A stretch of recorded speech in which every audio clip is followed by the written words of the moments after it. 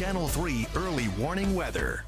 All right, rain from Nicole will start here in Connecticut in less than 48 hours. The storm center right now, less than 135 miles from West Palm Beach, but those outer rain bands already reaching the Florida peninsula as the storm center currently is over the Bahamas. It is forecast to reach hurricane status before reaching the east coast of Florida later on tonight. It weakens as it moves across the peninsula, and then eventually that remnant moisture gets drawn up in our direction, working in tandem with an approaching cold front that will eventually drop temperatures to some chilly levels here in Connecticut by Sunday and into early next week. More on that in just a moment. With this particular early warning weather alert, we're talking about later Friday into early Saturday. That's the time frame of the worst when we could see that 1 to perhaps 2 inches of rain that Matt was talking about, as well as the wind gusts that could be more problematic across Connecticut, as they could gust as high as 50 miles an hour, perhaps higher, leading to some isolated power outages. So from the Climate Prediction Center, they've outlined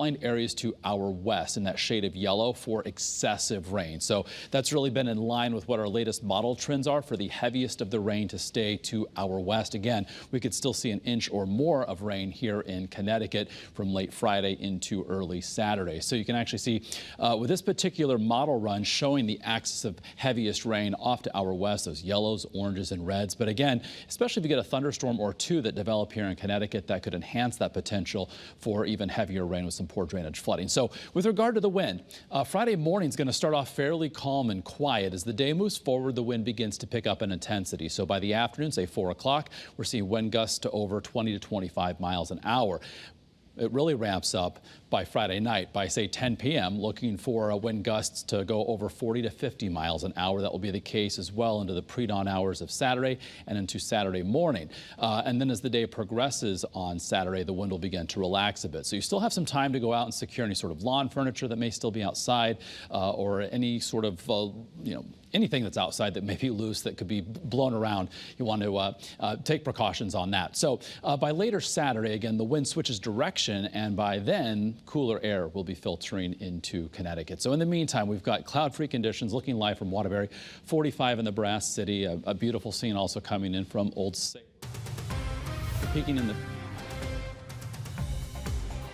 All right. Well, I guess a tight race is ahead. We'll have more on that in just a moment. But temperatures that after peaking in the 50s went down into the 40s. And also something to note, our winds have already switched directions. So out of the south and southwest, that's going to help to bring in some milder air. At one point, we had dew point values, going to go well over 30 seconds. Sorry about that, Julian.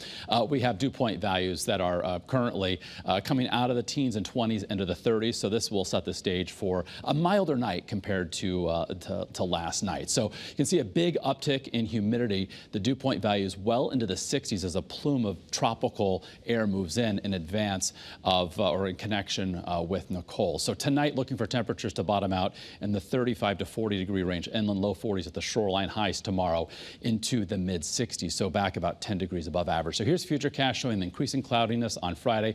During the afternoon, scattered showers become likely, some steadier, heavier rain possible Friday night into early Saturday morning. It is Saturday morning that some thunderstorms could be on the strong side as well. So many facets of this storm system to continue to monitor. Of course, keep you updated and keep you updated through the WFSB weather apps. If you yet to download that, it's a great resource in a situation like this.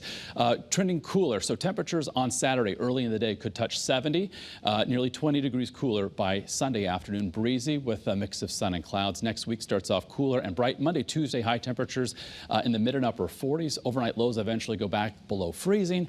And after Friday night, our next chance for rain will come Wednesday.